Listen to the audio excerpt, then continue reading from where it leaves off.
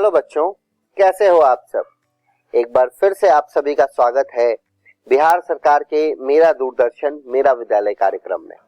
बच्चों, मैं उम्मीद करता हूं कि आप सभी अपने घर पर होंगे और सुरक्षित होंगे और पढ़ाई भी कर रहे होंगे। तो आइए देख लेते हैं आज के एपिसोड में हम क्या पढ़ेंगे। आज के एपिसोड में कक्षा 11 में हम गणित का पाठ परम्यूटेशन एंड कॉम्बिनेशन को आगे पढ़ेंगे। उसके बाद बायोलॉजी का पार्ट ट्रांसपोर्ट इन प्लांट्स को और आगे पढ़ेंगे। कक्षा 11 की पढ़ाई हो जाने के बाद हम कक्षा 12 की पढ़ाई शुरू करते हुए गणित में एक नया पार्ट समाकलन यानी कि इंटीग्रेशन की पढ़ाई शुरू करेंगे और बायोलॉजी में भी एक नया part molecular basis of inheritance को शुरू करेंगे। तो बच्चों, अपना कॉपी और कलम ले लीजिए और हो जाइए तैयार। हम शुरू करते हैं आज का एपिसोड। नमस्कार दोस्तों, आज हम पढ़ेंगे क्रमचय एवं संचय भाग 5। तो चलिए शुरू करते हैं। इस वीडियो में हम देखेंगे संचय पर कुछ उदाहरण। तो उदाहरण नंबर 1, 2 पुरुषों और 3 महिलाओं के एक समूह से 3 व्यक्तियों की एक समिति बनानी है। यह कितने प्रकार से किया जा सकता है? इनमें से कितनी समितियां ऐसी हैं जिनमें 1 पुरुष तथा 2 महिलाएं हैं? तो आइए हल देख लेते हैं। तो कुल पुरुष यहां हुए 2 और कुल महिलाएं हुई 3। तो कुल संख्या हो गई 3 + 2 5। तो कुल 5 लोगों में से हमें 3 लोगों का चुनाव करना है। अतः अभिष्ट संचयों की संख्या हुई 5C3 बराबर है 5 फैक्टोरियल भाग 5 - 3 फैक्टोरियल इंटू 3 फैक्टोरियल, जो कि बराबर होगा 10 के। अब चलिए प्रश्न के दूसरे भाग पर चलते हैं। अब हमें ऐसी समितियां बनानी है जिनमें 1 पुरुष तथा 2 महिलाएं हैं। अतः समितियों की अभिष्ट संख्या हुई 2C1 इंटू 3C2, जिसका तात्पर्य यह है कि 2C1 यानी 2 पुरुषों में से 1 का चुनाव और 3C2 इसका मतलब है 3 महिलाओं में से 2 का चुनाव। अब इसे सॉल्व करते हैं तो यह आएगा 2 फैक्टोरियल भाग 2 - 1 factorial into 1 factorial into 3 factorial भाग 3 - 2 फैक्टोरियल इंटू 2 फैक्टोरियल, जो कि 6 के बराबर है। अब चलिए अगले उदाहरण की तरफ। उदाहरण 2 है 52 ताश की एक गद्दी से 4 पत्तों को चुनने के तरीके की संख्या क्या है? इन तरीकों में से कितनों में 4 पत्ते एक ही प्रकार के हैं? दोस्तों, सबसे पहले हम ताश के पत्तों के बारे में विस्तार से जान लेते हैं। तो कुल पत्ते होते हैं 52, जिसमें 26 काले तथा 26 लाल पत्ते होंगे। अब इन 26 काले पत्तों में 13 पत्ते हुक्म के होंगे तथा 13 पत्ते चिड़ी के होंगे। ठीक उसी प्रकार उन 26 लाल पत्तों में 13 पत्ते पान के होंगे और 13 पत्ते ईंट के होंगे। अब यहां ध्यान दीजिए कि इन चारों प्रकार के पत्तों में 3-3 तरीके के चित्र वाले ताश के पत्ते होंगे, यानी किंग, क्वीन और जैक, मतलब बादशाह, रानी और गुलाम। अतः 52 ताशों की एक गद्दी से 4 पत्तों को चुनने की अभिष्ट संख्या क्या होगी?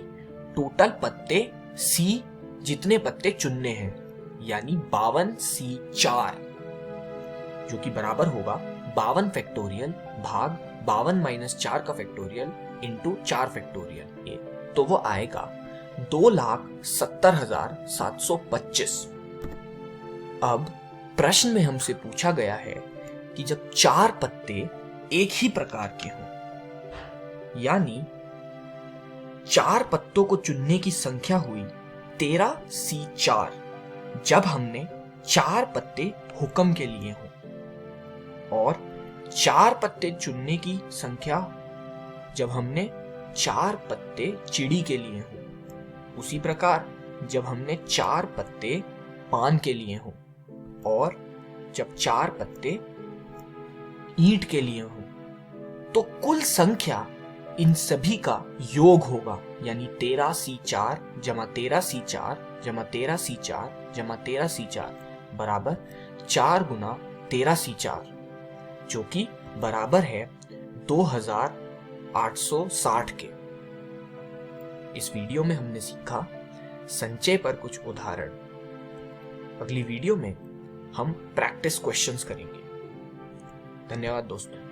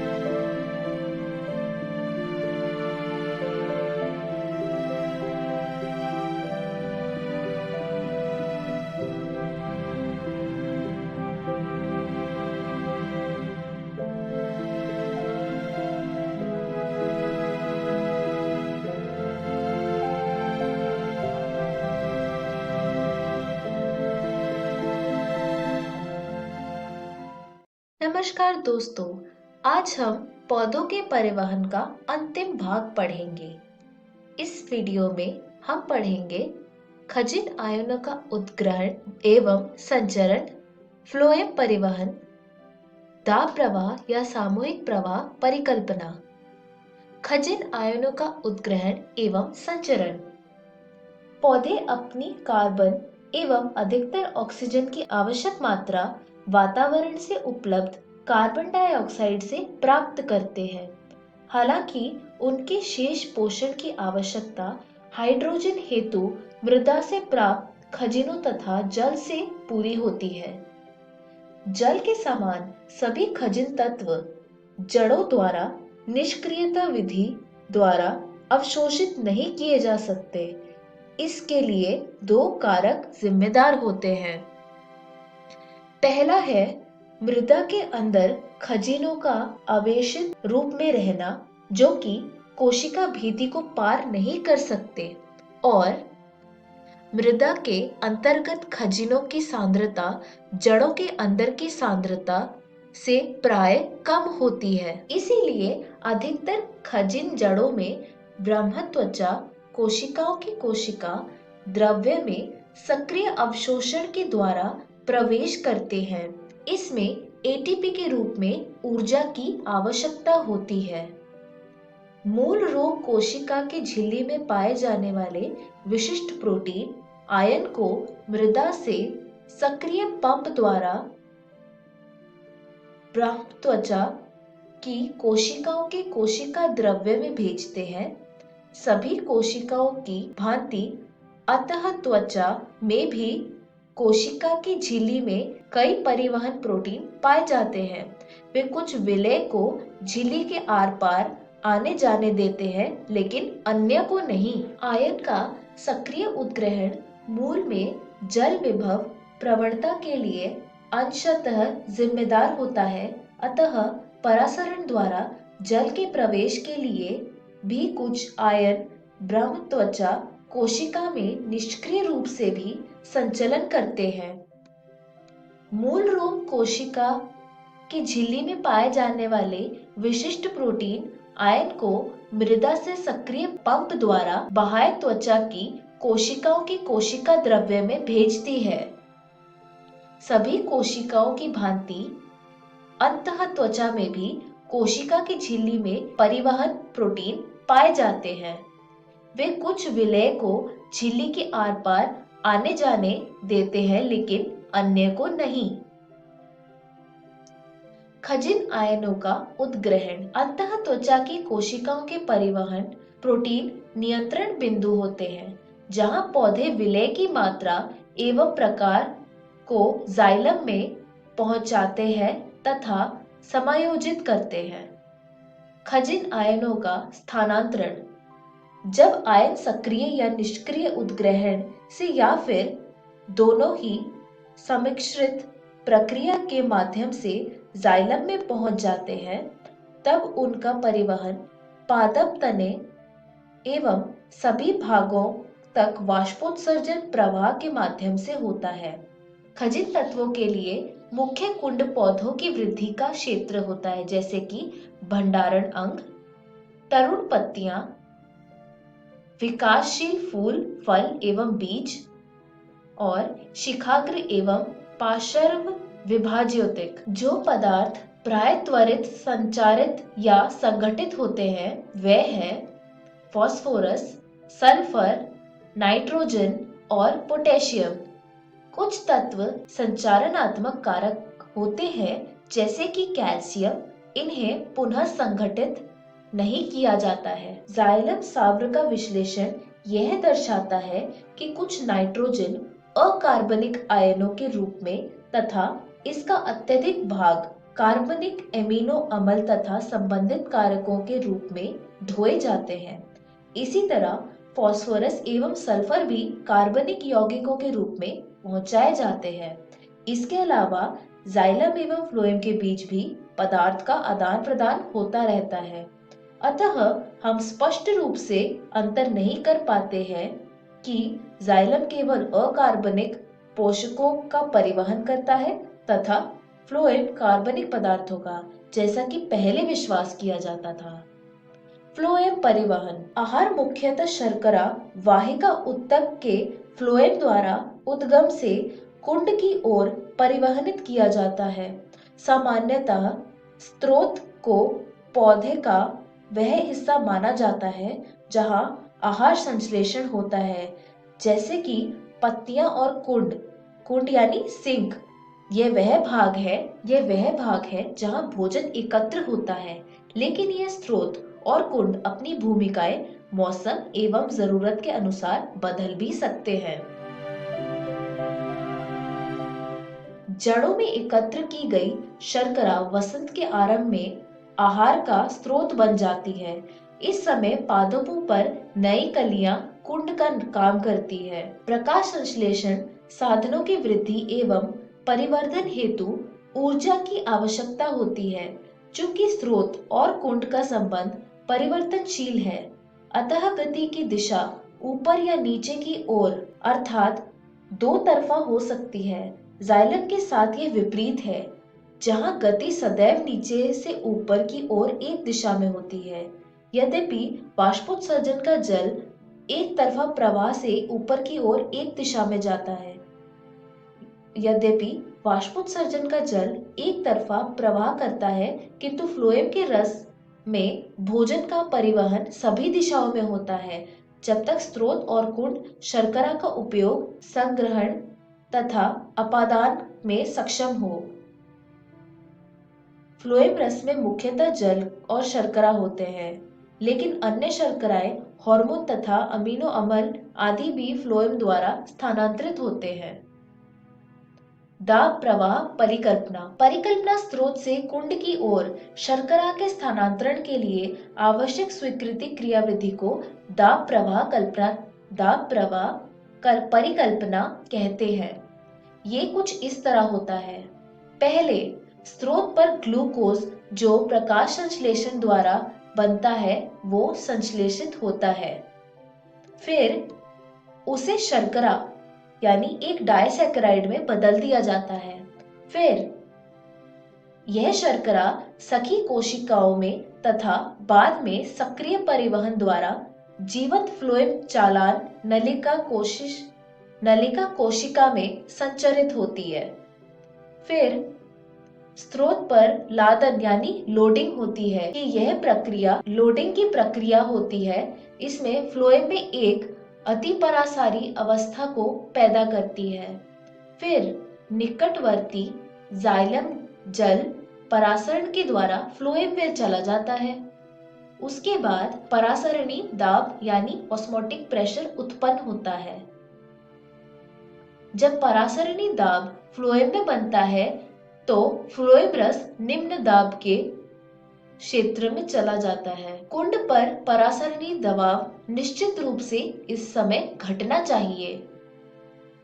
फ्लोएम रस से शर्करा को बाहर करने तथा उस कोशिका तक जहां शर्करा ऊर्जा स्टार्च या सेलुलोज में बदल दी जाती है, ले जाने के लिए सक्रिय परिवहन आवश्यक होता है। जैसे ही शर्कराएं हटती है, परासरणी दाब घटता है और जल फ्लोएम से चला आता है।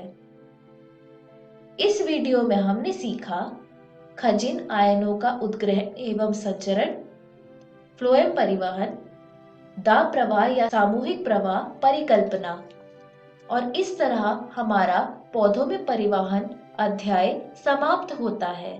धन्यवाद।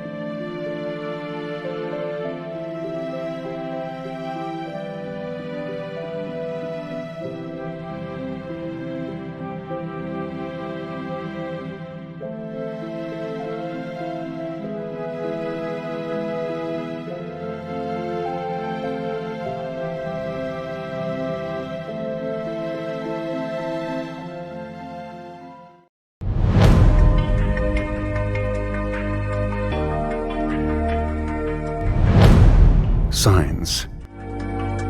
टेक्नोलॉजी और इनोवेशन। बदलता भारत, एक नया भारत। बदलते भारत की इस तस्वीर में बच्चे भी अपने इनोवेशन से रंग भर रहे हैं। बच्चों के नए नए आइडिया बड़ी बड़ी समस्याओं का समाधान सुझा रहे हैं। जैसे अंडमान और निकोबार के सयान अख्तर शेख ने गैस सिलेंडर के कैप को आसानी से खोलने का औजार बनाया है। और मध्य प्रदेश की रहने वाली सुलोचना काकोडिया ने एक अनोखी ऑटोमेटिक टॉयलेट क्लीनिंग मशीन बनाई है।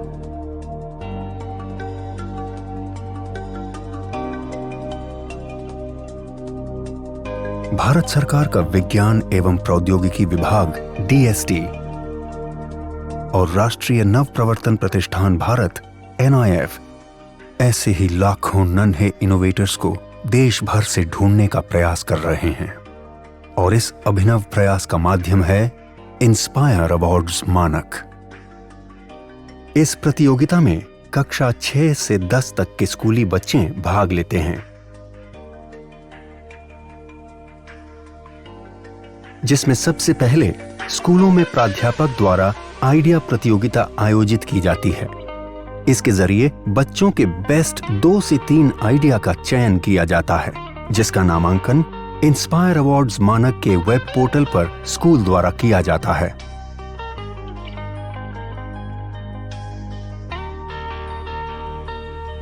प्रतियोगिता में देश भर से लाखों विचारों को एकत्र किया जाता है।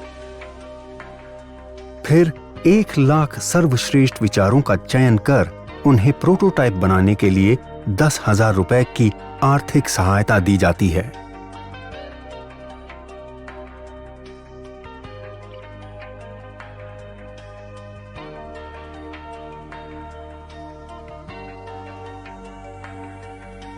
और बच्चों को जिला स्तरीय प्रतियोगिता में भाग लेने का अवसर मिलता है।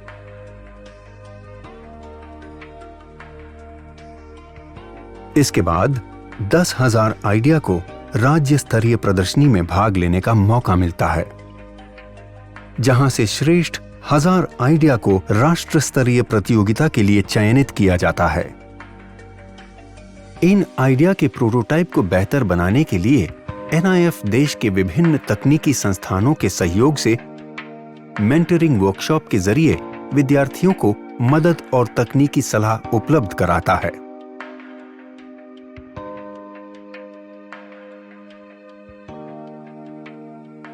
राष्ट्रीय स्तर की प्रदर्शनी में श्रेष्ठतम 60 को राष्ट्रीय पुरस्कार के लिए चयनित किया जाता है।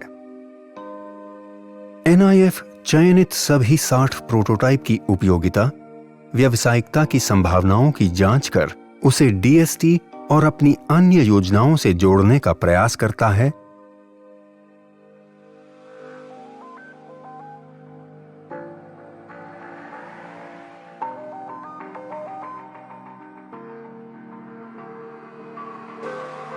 तथा वार्षिक festival of innovation and entrepreneurship में उनकी प्रतिभागिता कराता है।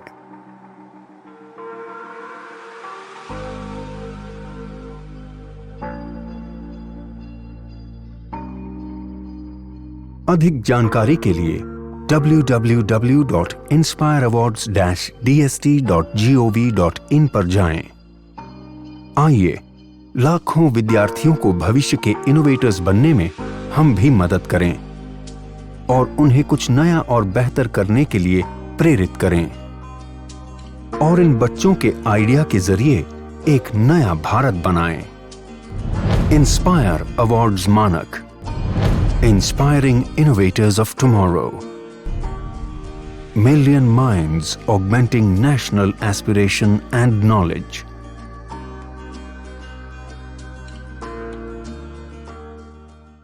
नमस्कार दोस्तों, आज हम कक्षा 12वीं की गणित का अध्याय 7 पढ़ने वाले हैं, जिसका नाम है समाकलन। इस अध्याय को दोस्तों हमने 10 भागों में बांटा है। आज हम इस अध्याय का भाग 1 पढ़ने वाले हैं। तो चलिए दोस्तों देखते हैं कि आज के इस वीडियो में हम क्या पढ़ेंगे।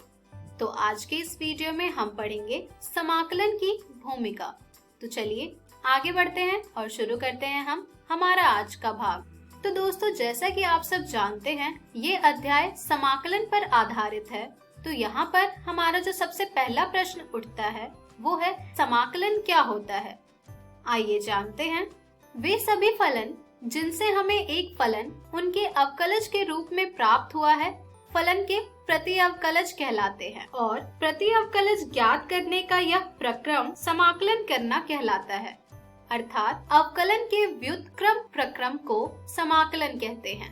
यानी कि अगर किसी फलन का अवकलज हमें प्राप्त हुआ है fx, तो इस अवकलन के व्युत्क्रम प्रक्रम होगा y बराबर समाकलन fx dx। आइए जानते हैं अब कि ये जो y बराबर समाकलन fx dx है, ये सभी क्या है।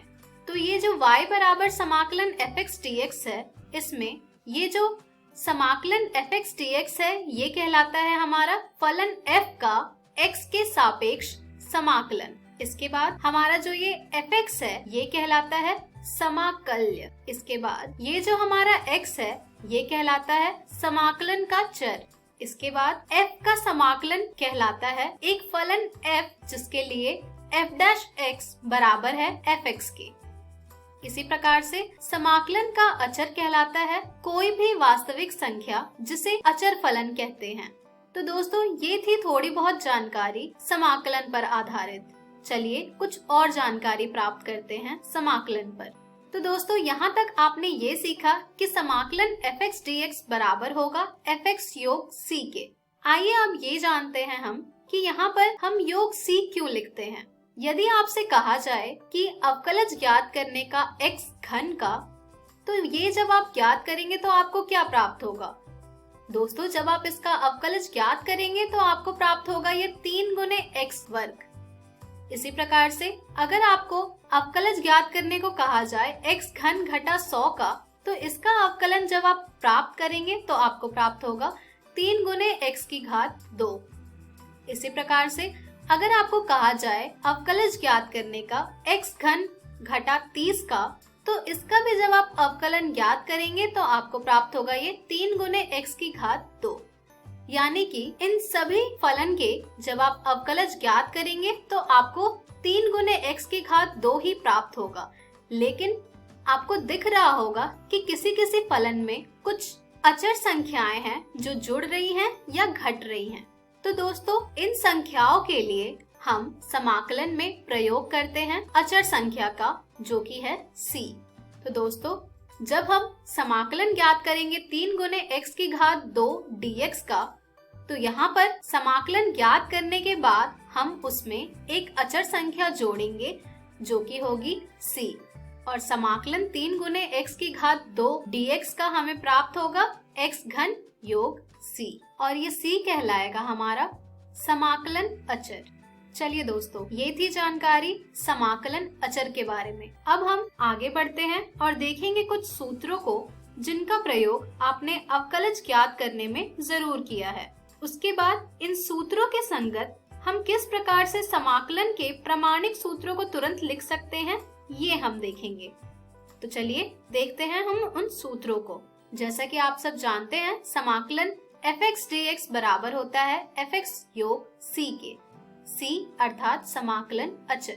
तो जब आपसे अवकलज ज्ञात करने को कहा जाए x की घात n योग 1 बटे n योग 1 के, तो आपको क्या प्राप्त होता है। यहाँ पर आपको प्राप्त होता है x की घात n। तो दोस्तों, इसी प्रकार से अगर आपसे ये कहा जाए कि समाकलन x की घात n dx किसके बराबर होगी, तो ये भी आप आसानी से बता सकते हैं, जो कि बराबर होगी x की घात n योग 1 बटे n योग 1 योग c के। लेकिन यहाँ पर हमें ये ध्यान देना होगा कि हमारा n जो होगा वो घटा 1 के बराबर नहीं होगा। तो दोस्तों, ये अवकलज ज्ञात करने का एक मुख्य सूत्र था जिसका आप प्रयोग करते हैं।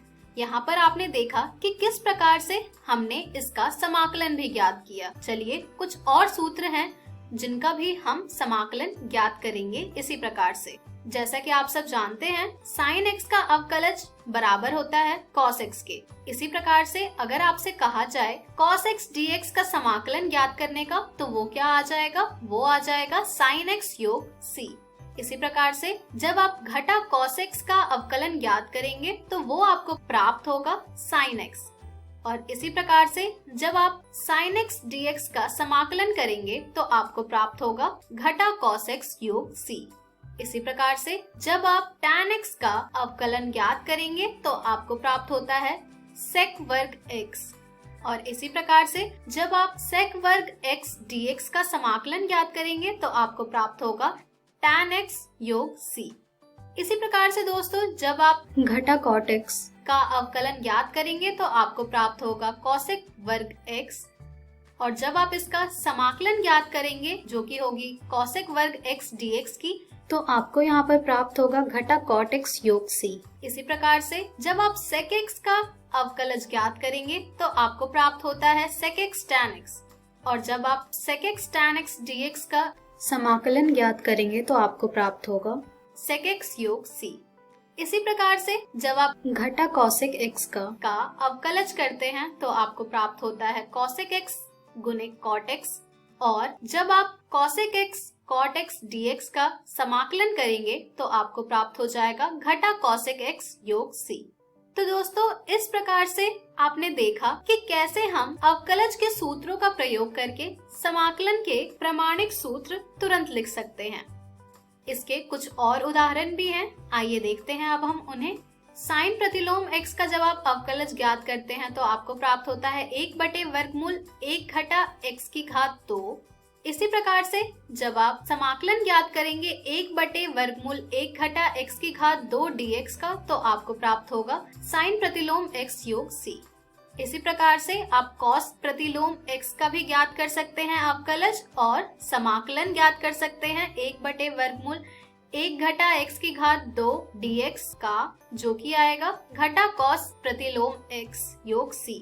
इसी प्रकार से जब आप tan प्रतिलोम x का अवकलज ज्ञात करते हैं तो आपको प्राप्त होता है 1/1 योग x की घात 2। और जब आप समाकलन ज्ञात करेंगे 1/1 योग x की घात 2 dx का, तो आपको प्राप्त होगा ये tan प्रतिलोम x योग c।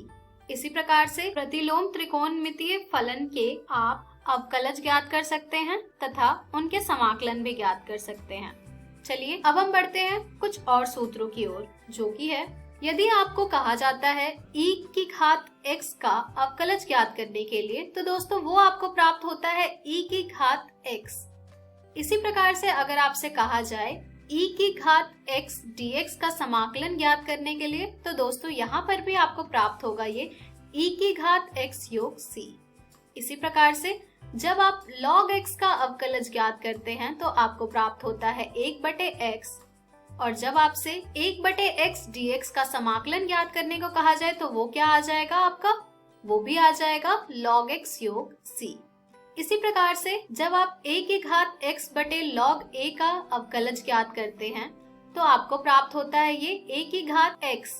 इसी प्रकार से अगर आपसे समाकलन ज्ञात करने को कहा जाए a की घात x dx का, तो दोस्तों ये आ जाएगा आपका a की घात x बटे log a योग c। तो दोस्तों ये थे कुछ सूत्र जिनका हम प्रयोग करते हैं अधिक से अधिक प्रश्नों को हल करने में। तो इन सूत्रों को आप अच्छी तरह से याद कर लें तथा समझ लें कि किस प्रकार से हम समाकलन इनका ज्ञात करते हैं। चलिए दोस्तों अब हम बढ़ते हैं समाकलन के कुछ गुणधर्म की ओर। अभी हम बात करेंगे अनिश्चित समाकलन के कुछ गुणधर्म के बारे में। हमारा सबसे पहला गुणधर्म होगा समाकलन fx योग gx dx बराबर होता है समाकलन fx dx योग समाकलन gx dx के। हमारा अगला गुणधर्म है किसी भी वास्तविक संख्या k के लिए समाकलन k fx dx बराबर होगा k गुने समाकलन fx dx के। हमारा अगला गुणधर्म है अधिक व्यापकतः यदि f1, f2, f3 इसी प्रकार से fn फलन है तथा k1, k2 इसी प्रकार से kn वास्तविक संख्याएं हैं, तो समाकलन k1 f1x योग k2 f2x योग इसी प्रकार से kn fn x पूरे का dx बराबर होगा k1 गुने समाकलन f1x dx योग k2 गुने समाकलन f2x dx योग इसी प्रकार से kn गुने समाकलन fnx dx के। तो दोस्तों, ये कुछ अनिश्चित समाकलन के गुण धर्म हैं जिनका हम प्रयोग करेंगे हमारे प्रश्नों को हल करने में। इसलिए आप इन गुणधर्म को अच्छी तरह से समझ लें और ध्यान में रखें ताकि प्रश्नों को हल करने में आपको कोई कठिनाई ना आए। चलिए दोस्तों, अब हम बढ़ते हैं कुछ प्रश्नों की ओर जिसमें हमें समाकलन ज्ञात करना होगा। हमारा प्रश्न है 1/वर्गमूल x dx का समाकलन ज्ञात कीजिए। तो आइए देखते हैं कि इस प्रकार के प्रश्न को हम किस तरह हल करेंगे और ज्ञात करेंगे समाकलन। तो दोस्तों, जैसा कि आप सब जानते हैं 1/वर्गमूल x को हम लिख सकते हैं x की घात घटा 1/2। तो यहाँ पर हमें प्राप्त हो जाएगा समाकलन x की घात घटा 1/2 dx। इसके बाद जैसा कि आपने अभी सूत्रों में देखा था, समाकलन x की घात n dx हमें प्राप्त होता है x की घात n योग 1 बटे n योग 1 योग c। तो दोस्तों, इसी प्रकार से हमें यहाँ पर प्राप्त हो जाएगा समाकलन x की घात 1/2 dx बराबर x की घात घटा 1/2 योग 1 बटे घटा 1/2 योग 1, जिसे हम और हल करेंगे तो हमें प्राप्त हो जाएगा x की घात घटा 1 योग 2/2 बटे घटा 1 योग 2/2, जिसे हम और हल करेंगे तो यहाँ से हमें प्राप्त हो जाएगा x की घात 1/2 बटे 1/2। यहाँ से हमें प्राप्त हो रहा है ये 2 गुने x की घात 1/2 अर्थात 2 गुने वर्गमूल x योग c। तो दोस्तों, जब हम समाकलन ज्ञात करेंगे 1/वर्गमूल x dx का, तो वो हमें प्राप्त होगा 2 गुने वर्गमूल x योग c। तो देखा आपने कि किस प्रकार से हम समाकलन ज्ञात करते हैं। चलिए अब हम बढ़ते हैं हमारे अगले प्रश्न की ओर, जो कि है समाकलन e की घात 5 गुने log x घटा e की घात 4 गुने log x बटे e की घात 3 गुने log x घटा e की घात 2 गुने log x dx ज्ञात कीजिए। तो दोस्तों, ये प्रश्न आपको देख करके बहुत ही बड़ा सा लग रहा होगा, लेकिन ये प्रश्न का हल बहुत ही आसान है। आइए देखते हैं कि इस प्रकार के प्रश्न को हम किस तरह हल करेंगे। तो दोस्तों, e की घात 5 गुने log x घटा e की घात 4 गुने log x बटे e की घात 3 गुने log x घटा e की घात 2 गुने log x को हम लिख सकते हैं e की घात log x की घात 5 घटा e की घात log x की घात 4 बटे e की घात log x की घात 3 घटा e की घात log x की घात 2 dx। अब आप सोच रहे होंगे कि ऐसा हमने कैसा किया है। तो जब आप log का सूत्र याद रखेंगे तो आपको प्राप्त होगा वहां से कि p गुने log x को हम लिख सकते हैं log x की घात p। वही हमने यहाँ पर किया है और प्राप्त किया है। चलिए अब हम बढ़ते हैं हमारे अगले चरण की ओर, जो कि होगी समाकलन x की घात 5 घटा x की घात 4 बटे x की घात 3 घटा x की घात 2 dx। अब आप सोच रहे होंगे कि ये हमने कैसे लिख दिया। तो दोस्तों, log फलन का एक और सूत्र होता है, जो कि है कि अगर हमें log x की घात p दिया हुआ है तो उसे हम लिख सकते हैं बराबर x की घात p के। वही चीज हमने यहाँ पर भी करी है। तो हमें यहाँ पर प्राप्त हो रहा है e की घात log x की घात 5 घटा e की घात log x की घात 4 बटे e की घात log x की घात 3 घटा e की घात log x की घात 2 dx बराबर समाकलन x की घात 5 घटा x की घात 4 बटे x की घात 3 घटा x की घात 2 dx। अब यहाँ से ये प्रश्न बहुत ही आसान सा हो गया है। चलिए बढ़ते हैं इसके अगले चरण की ओर, जिसमें हम यहाँ पर अब उभयनिष्ठ लेंगे। अंश में हमने उभयनिष्ठ लिया है x की घात 4 का और हर में हमने उभयनिष्ठ लिया है x की घात 2 का। तो हमें प्राप्त हो रहा है समाकलन x की घात 5 घटा x की घात 4 बटे x की घात 3 घटा x की घात 2 dx बराबर समाकलन x की घात 4 गुने x घटा 1 बटे x की घात 2 गुने x घटा 1 dx। यहाँ से x घटा 1 कट जाएगा और x की घात 4 बटे x की घात 2 से भी कैंसिल होने के बाद हमें प्राप्त हो जाएगा ये समाकलन x की घात 2 dx, जो कि बहुत ही आसान सा समाकलन है। यहाँ से हमें प्राप्त हो जाएगा समाकलन x की घात 2 dx बराबर x की घात 3/3 योग c। तो दोस्तों देखा आपने कि किस तरह हम फलन के सूत्रों का प्रयोग करके प्रश्नों को हल करके और उसके समाकलन ज्ञात करते हैं। तो दोस्तों इसी के साथ हमारा ये वीडियो समाप्त होता है। इस वीडियो पर आधारित प्रश्न आपको आपकी NCERT बुक में मिल जाएंगे, जिन्हें आप जरूर हल करें। तो दोस्तों आज के इस वीडियो में हमने सीखा समाकलन की भूमिका। हम हमारी अगली वीडियो में जानेंगे समाकलन की विधियां। धन्यवाद।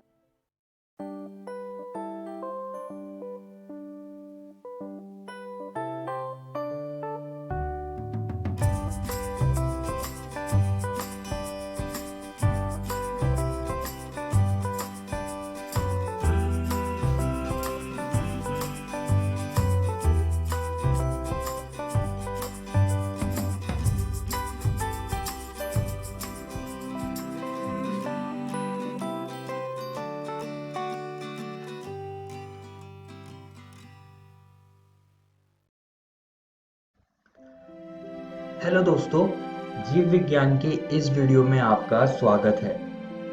आज हम एक नया अध्याय शुरू करने जा रहे हैं जिसका नाम है वंशागति के आणविक आधार।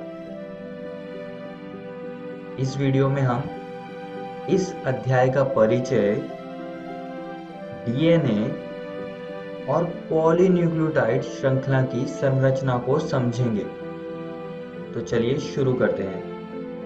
अब दोस्तों यहाँ तक हमको पता चल ही गया है कि कारक या जीन एक पीढ़ी से दूसरी पीढ़ी तक जाते हैं और इसका पता मेंडल ने लगाया था और इसका विश्लेषण भी उन्होंने किया था। इसके बारे में हम इससे पिछले अध्याय में पढ़ चुके हैं, लेकिन ना तो हमें जीन की संरचना के बारे में पता चला और ना ही हमें पता चला है कि ये किस चीज से बने हैं। तो इस अध्याय में हम न्यूक्लिक अम्लों के बारे में पढ़ेंगे, जिसमें कि ये सारे जीन्स होते हैं। तो इसमें जो सबसे पहला अम्ल है उसे हम कहते हैं डीएनए, यानी कि डीऑक्सीराइबो न्यूक्लिक अम्ल, और दूसरा है आरएनए, यानी कि राइबो न्यूक्लिक अम्ल। इन दोनों के बारे में हम इस अध्याय में चर्चा करेंगे। तो चलिए डीएनए से शुरू करते हैं। डीऑक्सीराइबो न्यूक्लिक अम्ल या डीएनए एक अणु है जो वंशानुगत सामग्री या आनुवंशिक निर्देशों को ले जाने के लिए जिम्मेदार है, जो पृथ्वी पर सभी प्रकार के जीवन की वृद्धि और विकास के लिए आवश्यक है। आइए दोस्तों अब जानते हैं कि डीएनए की खोज कैसे हुई। फ्रेडरिच मेस्टर ने 1869 में केंद्रक में मिलने वाले अम्लीय पदार्थ डीएनए की खोज की थी और फ्रेडरिच मेस्टर की आप तस्वीर यहाँ पर देख सकते हैं, और इन्होंने इसका नाम न्यूक्लियन दिया। और डीएनए की प्रसिद्ध द्विकुंडलीय संरचना को जेम्स वॉटसन और फ्रांसिस क्रिक ने प्रस्तुत किया था। तो ये चीज आप सभी को याद रखनी है। आइए दोस्तों अब डीएनए की कुछ और बातों पर चर्चा करते हैं। दोस्तों ये डीएनए का एक भाग है और यहाँ पर क्षार यानी कि बेस होता है। इसके बारे में हम इस वीडियो में आगे पढ़ेंगे। तो डीएनए की लंबाई को इसमें मिलने वाले न्यूक्लियोटाइड्स या क्षार युग्म यानी कि बेस पेयर से हम इनको पता कर सकते हैं और निर्भर होती है उन पर ये। न्यूक्लियोटाइड्स के बारे में भी हम इस वीडियो में आगे चर्चा करेंगे। और क्षार युग्मों से मेरा यहाँ पर मतलब ये है कि एक क्षार के साथ जो दूसरा क्षार जुड़ा होता है उसे हम क्षार युग्म यानी कि बेस पेयर्स कहते हैं, जैसा कि आप यहाँ पर तस्वीर में देख सकते हैं। अब दोस्तों हम कुछ जीवों को देखेंगे और उनके डीएनए में कितने न्यूक्लियोटाइड्स होते हैं उन पर भी हम चर्चा करेंगे।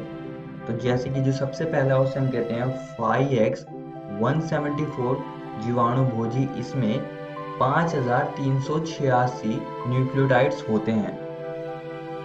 और इकोलाई जो कि एक बैक्टीरिया है, इसमें 4.6 गुणा 10 की पावर 6 बेस पेयर्स यानी कि क्षार युग्म इतने होते हैं इसमें। और मनुष्य के अगुणित डीएनए में 3.3 गुणा 10 की पावर 9 BP यानी कि बेस पेयर्स यानी कि क्षार युग्म होते हैं। तो इतने मनुष्य के डीएनए में होते हैं और ये सारी चीजें आपको याद रखनी है। आइए अब आगे बढ़ते हैं और डीएनए की संरचना को समझते हैं। तो इतना तो हम जान ही चुके हैं कि डीएनए कोशिका के अंदर होता है। विशेष रूप में अगर मैं बोलूं तो ये केंद्रक में होता है, जहां पर 23 जोड़े होते हैं क्रोमोसोम यानी कि गुणसूत्रों के। हर एक गुणसूत्र में डीएनए होता है जो कि टाइटली पैकेज होता है हिस्टोन प्रोटीन के आसपास।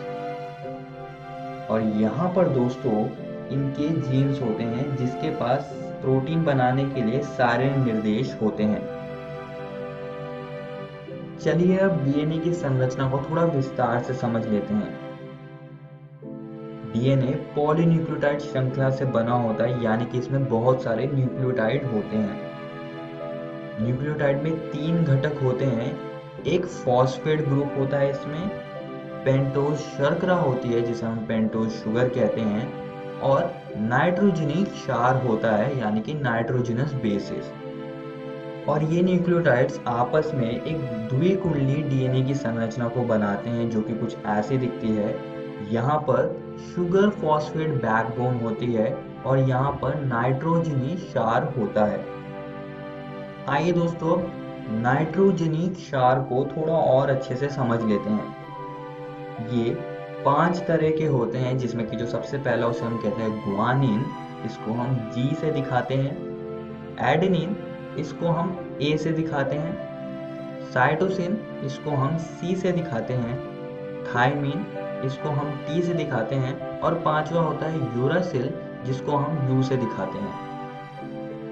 गुआनिन और एडेनिन प्यूरिन्स होते हैं जो कि डबल रिंग संरचनाएं होती है, यानी कि इनमें 2 रिंग होती है, और जैसे कि आप इसमें देख भी सकते हैं।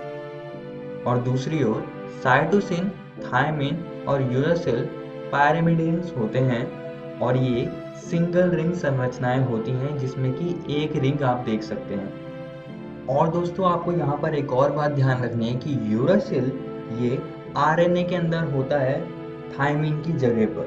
इसके बारे में हम आने वाले वीडियोस में पढ़ेंगे और यहाँ तक आपको सिर्फ इतना ही याद रखना है। आइए अब आगे बढ़ते हैं और न्यूक्लियोसाइड और न्यूक्लियोटाइड को समझते हैं। अब ये दोनों ही शब्द एक जैसे लग रहे हैं, तो आपको ध्यान से ये चीज सुननी है। इसमें हम सबसे पहले एन ग्लाइकोसिडिक लिंकेज के बारे में समझेंगे। नाइट्रोजनी क्षार नाइट्रोजन ग्लाइकोसिडिक बंध द्वारा पेंटोज शर्करा से जुड़कर न्यूक्लियोसाइड बनाता है। तो इस बात से हमें ये पता चल रहा है कि न्यूक्लियोसाइड कैसे बनता है। इसमें नाइट्रोजनी क्षार एन ग्लाइकोसिडिक लिंकेज की मदद से पेंटोज शर्करा से जुड़ा होता है। तो इस स्ट्रक्चर को या इस संरचना को हम न्यूक्लियोसाइड कहते हैं, जिसमें कि नाइट्रोजनी क्षार होता है और पेंटोज शर्करा होती है। अब दोस्तों हम आगे बढ़ेंगे और फॉस्फोएस्टर लिंकेज को समझेंगे। जब फॉस्फेट समूह फॉस्फोएस्टर बंध द्वारा न्यूक्लियोसाइड से जुड़ा जाता है, तब संबंधित न्यूक्लियोटाइड्स का निर्माण होता है। जैसे कि डीएनए के केस में डीऑक्सी न्यूक्लियोटाइड्स होते हैं, और ये सारी चीजें उपस्थित शर्करा के प्रकार पर निर्भर रहती है। 2 न्यूक्लियोटाइड्स फॉस्फोडाइस्टर बंध द्वारा जुड़कर डाइन्यूक्लियोटाइड का निर्माण करता है। तो इस बात से हमें ये पता चल रहा है कि न्यूक्लियोटाइड कैसे बन रहा है। यहाँ पर न्यूक्लियोसाइड फॉस्फोएस्टर लिंकेज की मदद से फॉस्फेट ग्रुप से जुड़ा होता है और न्यूक्लियोटाइड का निर्माण करता है। तो इस संरचना को हम न्यूक्लियोटाइड कहेंगे। आइए अब आगे बढ़ते हैं और पॉलीन्यूक्लियोटाइड श्रृंखला को समझते हैं। तो ये डीएनए की पॉलीन्यूक्लियोटाइड श्रृंखला का एक भाग है। यहाँ पर फॉस्फोडाइस्टर बंध होता है जो कि फॉस्फोएस्टर लिंकेज की मदद से बनता है, और यहाँ पर ग्लाइकोसिडिक बंध होता है जो कि एन ग्लाइकोसिडिक लिंकेज की वजह से बनता है। और अगर आप यहाँ पर देखें तो ये नाइट्रोजनी क्षार हैं, और अगर आप इनको ध्यान से देखें तो ये एडेनिन और थायमिन आपस में जुड़ रहे हैं 2 हाइड्रोजन बॉन्ड की मदद से। और यहाँ पर गुआनिन और साइटोसिन आपस में जुड़ रहे हैं 3 हाइड्रोजन बॉन्ड की मदद से। और दोस्तों यहाँ पर 5 प्राइम किनारा होता है और यहाँ पर 3 प्राइम किनारा होता है। 5 प्राइम किनारे पर एक स्वतंत्र फॉस्फेट ग्रुप होता है और 3 प्राइम किनारे पर OH ग्रुप होता है। तो ये चीज़ आप सभी को याद रखनी है। आइए अब DNA अनुक्रम को समझते हैं। DNA अनुक्रम का मतलब है कि किस प्रकार न्यूक्लियोटाइड्स या क्षार DNA में लगे हुए हैं, DNA रज्जुक में लगे हुए हैं। तो यहाँ पर मैंने एक बात लिख दी, क्षार युग्मन यानी कि बेस पेयरिंग एक दूसरे के पूरक हैं। अब इस बात से हमें क्या पता चल रहा है? चलिए हम इसको एक उदाहरण से लेते हैं। यहाँ पर मैंने एक DNA रज्जुक का अनुक्रम लिख दिया है। तो अगर आप इसको ध्यान से पढ़ें, क्षार युग्मन एक दूसरे के पूरक हैं। तो इस बात से हम इसके दूसरे रज्जुक का अनुक्रम का हम पता लगा सकते हैं, उसकी हम कल्पना कर सकते हैं कि उसका सीक्वेंस या अनुक्रम क्या होगा। तो आप इसकी कल्पना कीजिए और इसको कॉपी में लिखने की कोशिश कीजिए। हाँ, तो इसके जो दूसरे रज्जुक का जो अनुक्रम होगा वो होगा ये, क्योंकि यहाँ पर लिखा है कि क्षार युग्मन एक दूसरे के पूरक हैं और हमको पता है कि एडेनिन थायमिन से हमेशा जुड़ता है और साइटोसिन गुआनिन से जुड़ता है। तो ऐसे करके हमने दूसरे DNA रज्जुक का अनुक्रम पता कर लिया है। और आप यहाँ पर एक और चीज देख सकते हैं कि दोनों श्रृंखला प्रति समानांतर ध्रुवणता वाली हैं। इसका मतलब है कि एक श्रृंखला की ध्रुवणता 5 प्राइम से 3 प्राइम की ओर होगी तो दूसरी की ध्रुवणता होगी 3 प्राइम से 5 प्राइम की ओर। तो ये चीज आप सभी को याद रखनी है। चलिए अब आगे बढ़ते हैं और सेंट्रल डोग्मा को समझते हैं। अगर मैं आपको सरल शब्दों में बताऊं तो जो DNA होता है वो अनुलेखन यानी कि ट्रांसक्रिप्शन की प्रक्रिया से mRNA में बदलता है और mRNA रूपांतरण यानी कि ट्रांसलेशन के प्रक्रिया से प्रोटीन का निर्माण करता है। लेकिन कुछ वायरसेस में रिवर्स ट्रांसक्रिप्शन भी होता है, जिसमें कि जो RNA है वो रिवर्स ट्रांसक्रिप्शन के प्रोसेस की वजह से DNA में वापस बदलता है। इस वीडियो में हमने DNA के बारे में बात करी, जिसमें कि हमने DNA की संरचना और इसकी पॉलीन्यूक्लियोटाइड श्रृंखला के बारे में चर्चा करी। और दोस्तों, मैं आप सभी को एक और बात बताना चाहता हूँ कि आज हमने आपकी NCERT किताब के ये 2 टॉपिक्स को ख़त्म कर लिया है। आप इनको ज़रूर घर से किताब से पढ़कर आइएगा। अगली वीडियो में हम DNA कुंडली का पैकेजिंग, आनुवंशिक पदार्थ की खोज और आनुवंशिक पदार्थ के गुणों के बारे में चर्चा करेंगे। धन्यवाद।